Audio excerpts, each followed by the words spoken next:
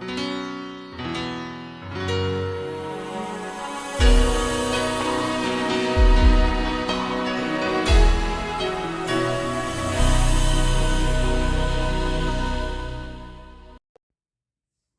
tal, hermanos? Muy buenas noches. Bienvenidos a Restaurados por Dios. Recuerden que estamos en nuestra serie, El significado del matrimonio, y pues sean todos bienvenidos en esta hora. Damos gracias a todos los que nos sintonizan por medio de Facebook y de YouTube. Pues vamos a seguir avanzando con nuestro tema número 2, sería el día de hoy, el significado del matrimonio, y esta sería la segunda parte. Y pues recapitulando un poquito lo que veíamos la sesión pasada, recordemos que uno de los puntos que vimos es que nosotros tenemos que entender que vivimos con un ser que es pecador. Entonces, el punto número 1 es entender esa parte, que vivimos con una persona que es tan pecadora como nosotros.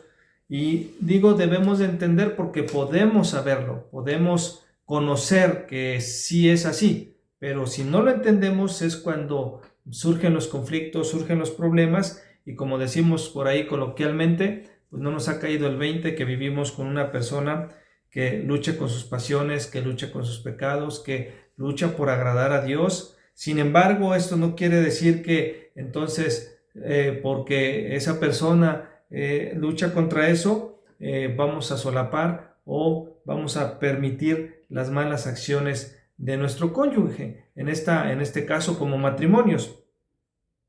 No lo vamos a pasar por alto, pero sin embargo sí debemos, en esas debilidades que nuestro cónyuge puede tener, debemos acercarlo a la gracia y a la misericordia de Dios para que su vida pueda ser restaurada, para que nuestro matrimonio pueda ser restaurada, porque al final del día el pecado de mi esposo, el pecado de mi esposa, esas deficiencias que tienen, pues afecta a nuestro matrimonio. Entonces, el punto número 1 de este secreto del matrimonio es entender esa parte, que mi esposo es tan pecador como yo, que está luchando por agradar y por hacer la voluntad de Dios, que hay debilidades, hay situaciones en sus vidas como individuos que se luchan para lograr el objetivo que es agradar a Dios. Entonces, ese es el primer punto de este secreto del matrimonio. Es por ello que, como bien lo decía mi esposa la sesión pasada, el matrimonio es como un rompecabezas. Se recuerdan que ella decía que el matrimonio es como un rompecabezas porque hay muchas partes, ¿verdad? El matrimonio hay muchas partes en las cuales nuestro matrimonio está roto, está deshecho, está destruido, y obviamente al entender los principios o al caminar bajo los principios de Dios, iremos ensamblando, ¿verdad? Ese rompecabezas que se ve todo sin forma, y que pues poco a poco, al ir sometiéndonos a los principios de la palabra de Dios y lo que Dios nos enseña para nuestro matrimonio, pues ese rompecabezas quedará bonito, ese rompecabezas tomará forma, ¿sí? Algo que también decíamos es que uno de los objetivos de las relaciones actuales o de las relaciones modernas es buscar por encima de cualquier otra cosa el compañerismo, ¿sí? Que nuestra pareja pues nos haga vivir una vida más interesante, que nuestra pareja nos haga vivir una vida más confortable, una vida alegre, poniendo nuestra mirada o nuestro énfasis en eso, ¿sí? Y que sea una ayuda idónea en los logros de las metas personales, y todo ello con algo deseable y como algo deseable y valioso. Las relaciones actualmente son así, que se caen en ese error de buscar por encima de otras cosas más importantes, pues simplemente el que me haga la vida más alegre, más amena, y que pueda yo lograr, como decíamos la vez pasada, los objetivos personales. Entonces, el matrimonio, hermanos, fue durante mucho tiempo una institución pública inscrita en el ámbito de un bien común. El matrimonio anteriormente se mencionaba o se visualizaba de esa manera: un matrimonio que era una institución pública inscrita en el ámbito de un bien común. Todos los dos nos uníamos con un fin común, de formar una familia, de criar a los hijos, de poder tener un hogar, de poder tener una casa, lograr ciertas metas conjuntas, no personales, y eso era lo que era anteriormente el matrimonio. Sin embargo, ahora es un acuerdo privado con vista a una satisfacción exclusivamente personal. Ahora es de esa manera, y si antes era se trataba de un nosotros, y antes se trataba de un nosotros, ahora se trata de primeramente un yo. ¿Por qué? Porque al final, decíamos la vez pasada, los beneficios que mutuamente vamos a tener, ¿sí? Antes era un matrimonio hasta que la muerte nos separe, y sin embargo ahora ya no es un matrimonio hasta que la muerte nos separe, es un matrimonio que simplemente tiene una fecha de caducidad de 2 años, ¿sí? Ese matrimonio hoy en día las personas se pueden casar con fechas de caducidad en su acta matrimonial de 2 años, y si en ese tiempo se llevan bien, ese tiempo han congeniado, si en ese tiempo no ha pasado nada grave y los involucrados quieren reanudar ese pacto o ese contrato, mejor dicho, no ese pacto, ese contrato matrimonial, pues lo pueden hacer como si estuvieran rentando un departamento, ¿verdad? Si tú quieres seguir rentando ese departamento, pues simplemente sigues pagando la renta, y así se ha manejado el matrimonio. Y quienes razonan de esa manera lo hacen con una buena intención. ¿De qué? Simplemente la buena intención de quienes promueven esto es que lo hacen con el argumento, lo hacen con el argumento de que es una solución. ¿Para qué? Para la alta, ¿verdad?, tasa de divorcios. Dicen, bueno, si no se entienden, pues para evitar que ellos se divorcien, mejor hacemos contratos por 2 años con una fecha de caducidad. Entonces, de esa manera es como actualmente en nuestra cultura, la sociedad se encuentran los matrimonios, ¿verdad? Se casan por una fecha definida y no para toda la vida.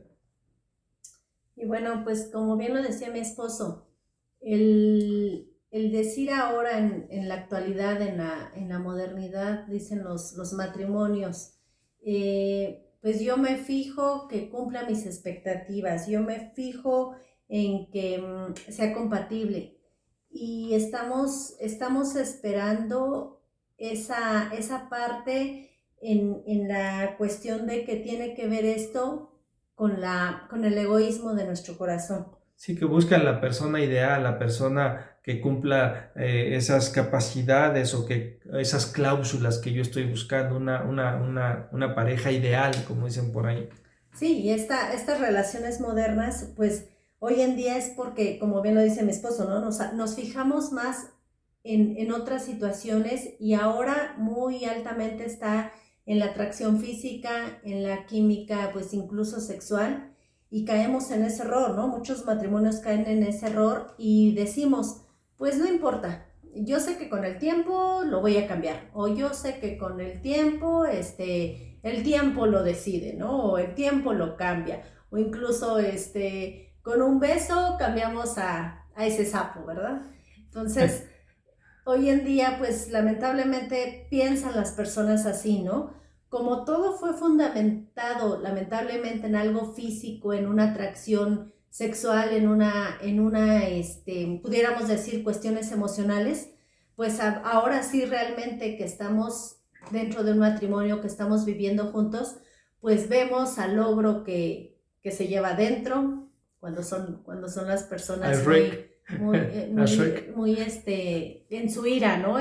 Por su ira que lo domina, el limón que lleva adentro porque pues es muy amargado, o vemos la viajera que lleva adentro porque pues se la pasa viajando y no cumple las tareas del hogar, o el niño que lleva adentro, ¿no? Incluso porque pues son personas inmaduras aún, y no nada más el hombre, sino también esta parte en la mujer.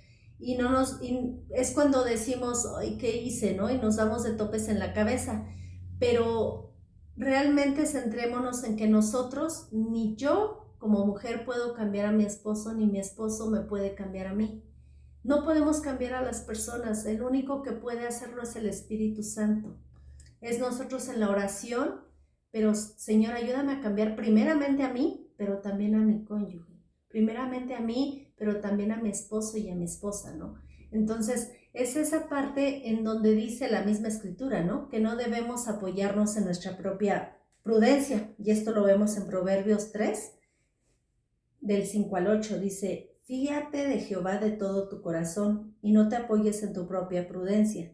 Reconócelo en todos tus caminos y él enderezará tus veredas. No seas sabio en tu propia opinión. Teme a Jehová y apártate del mal, porque será medicina a tu cuerpo y refrigerio para tus huesos. Y esto pues sucede, yo creo que más batallamos un poquito más las mujeres, ¿no? De querer a nuestro príncipe azul, a nuestra persona pues perfecta, a nuestro hombre perfecto, pero cuando no es así, pues entramos también en la otra parte de menospreciar a nuestro esposo, o simplemente oponernos pues al liderazgo, ¿no? Que hay en nuestras vidas, más bien que él tiene en nuestras vidas, ¿no?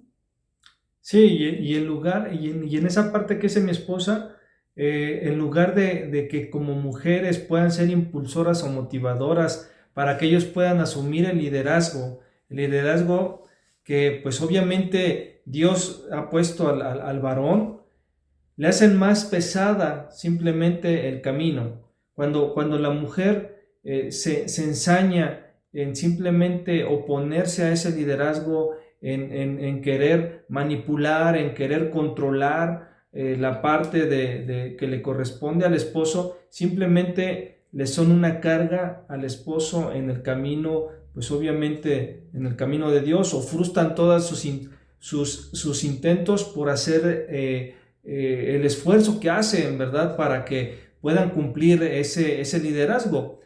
¿Y cómo frustran esos intentos al decirle que son unos buenos para nada, o que simplemente todo el tiempo están reprochando, recriminando las cosas que él hace, aunque las haga bien? Es que tú nunca sabes hacer esto, tú ni el foco has puesto, ya te dije que hicieras el otro, ya te pedí de favor que hicieras aquello, y entonces eso, lejos de ser un beneficio para el matrimonio, viene a ser una carga. Entonces, tenemos que recordar, tenemos que reconocer que vivimos en una cultura que no reconoce el derecho de Dios para gobernar, ¿sí? Tenemos que reconocer esa parte, y muchas veces esa cultura en la que vivimos, esta sociedad en la que vivimos, muchas veces dejamos que se filtre en nuestras mentes. Entonces vivimos en una cultura, ¿verdad?, que no reconoce el derecho de Dios a gobernar, ni aceptan las escrituras como la norma para la vida, y está sufriendo las consecuencias del abandono del diseño de Dios, tanto para los hombres como para las mujeres, ¿sí? Por eso se sufre en el matrimonio, por eso se llega en relaciones, muchas veces aún conociendo de la palabra. ¿Por qué? Porque adoptamos muchas veces el sistema del mundo, y eso es lo que tenemos que tener mucho cuidado. ¿Para qué? Para que realmente como mujeres puedan cumplir esa función, ¿sí? Proverbios 14:1 dice, la mujer sabia edifica su casa, mas la necia con sus manos la derriba. Ahora, esto no quiere decir que la esposa tiene que ser la esposa perfecta. No estamos hablando de eso, no estamos hablando que ella no puede cometer errores o tiene que ser perfecta, ni que los pecados de él en ninguna forma sean justificables. O sea, no estamos hablando de eso, pero sí se trata de que como esposa te des cuenta que tú tienes una gran responsabilidad como mujer, como esposa, tienes una gran responsabilidad en la condición espiritual de tu esposo, y eso es algo mutuo, porque yo te pregunto, mujer, yo te pregunto a ti, esposa, a ti, hermana, ¿de qué manera estás siendo sabia en tu hogar? ¿De qué manera estás siendo sabia con tu esposo? Sin embargo, muchas veces nos han presentado que el esposo es el responsable total de lo que sucede en el matrimonio. No, espérame. O sea, también la mujer es responsable de lo que suceda en el matrimonio, porque es algo mutuo, porque los dos somos una sola carne, los dos somos responsables mutuamente, ¿sí? ¿Por qué? Porque imagínate, si tú como esposa todo el día andas fodonga en casa, no te arreglas para Él. Cuando sales, no te arreglas para Él, no para que te vean los demás, para Él, para tu esposo, para agradarlo, para conquistarlo, para que él pueda elogiarte a ti. Entonces, si tú no cumples con esas simplezas, pues imagínate cómo queremos que edificar la casa. O, sin embargo, la otra pregunta sería, ¿de qué manera te estás aferrando a tu egoísmo, a tus ideales que destruyen tu hogar? ¿Cómo lo estás ejerciendo? ¿Estás realmente siendo una esposa que edifica su casa o estás siendo una esposa necia que se aferra a lo que ella quiere, que tiene que ser así y que son las cosas que yo digo y así se tienen que hacer? ¿Cómo está haciendo? Porque todo eso conlleva a que muchas veces, como el mismo proverbio lo dice, porque carcomen los huesos, es como carcomen los huesos, es algo que desgasta, es algo que frustra, es algo que harta. Entonces, por eso decíamos hace un rato, tú como mujer tienes la responsabilidad, una gran responsabilidad sobre la condición espiritual de tu esposo, y eso es algo que tenemos que entender, ¿sí? Y bueno, como mujeres, pues también definitivamente estamos llamadas a afirmar y alentar a nuestro esposo y de expresar sobre todo su masculinidad piadosa, pero honrarlo y apoyar, ¿cómo? Más bien, honrándolo y apoyándolo en el liderazgo que Dios ha puesto en él, ¿no? En el hogar y aún en la iglesia. Y pues quiero que recordemos 4 palabras súper importantes que son apoyar, alentar, honrar y afirmar. Estas 4 palabras pues son importantes porque vamos al punto 2. El punto 2 en el secreto del matrimonio pues se debe entender que somos responsables, bien lo decía mi esposo, somos responsables de la condición espiritual de nuestro esposo, de nuestra esposa. No al 100%, pero sí es una parte importante. Recordemos que primeramente es nuestra relación personal, individual, con Cristo. Pero también de alguna forma formamos parte de esa condición espiritual de nuestro esposo, de nuestra esposa. ¿Por qué? Porque como varón deben, ministrar a la esposa, cuidar su corazón, proveer sus necesidades físicas, emocionales y espirituales. Esto nos ayuda para que nosotras como esposas podamos cumplir nuestro rol dentro del matrimonio y ser realmente esa ayuda idónea. Que ustedes como varones, como esposos, nos alenten, nos ayuden a poder cumplir nuestro rol. No es su responsabilidad al 100%, porque vuelvo a repetirlo, nosotras tenemos nuestra responsabilidad con Cristo primeramente y Cristo, más bien basar nuestros pensamientos, nuestras ideas, nuestra obediencia a Él primeramente y después a nuestro esposo, pero todo esto es parte de la función de un matrimonio, ¿no? Como varones, como deben de ser con nosotras, y nosotras como mujeres, pues debemos de ser esas mujeres piadosas, ¿no? Llamadas a lo que les decía, afirmar, alentar, apoyar y honrar a nuestro esposo, aún ahí en nuestro hogar, ¿no? Aquí en nuestra casa, para que él pueda ejercer con integridad ese llamado, ese liderazgo que Dios ha ordenado en el hogar y en la iglesia. Entonces, es una parte importante que pues definitivamente tenemos que trabajar, ¿verdad? Que Dios nos siga ayudando como esposos y como esposas a llevar a cabo esto que el Señor nos está pidiendo.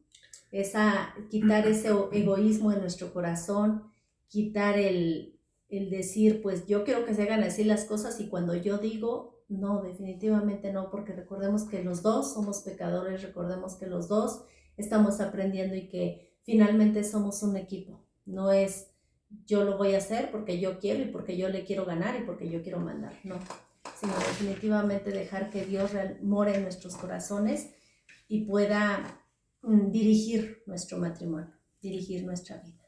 Sí, y en el entendido, hermanos, de que pues cada uno de nosotros pues dará cuentas a Dios de nuestras acciones, de cómo llevamos nuestro matrimonio, cómo llevamos nuestra vida personal, Espiritual. nuestra consagración a Él.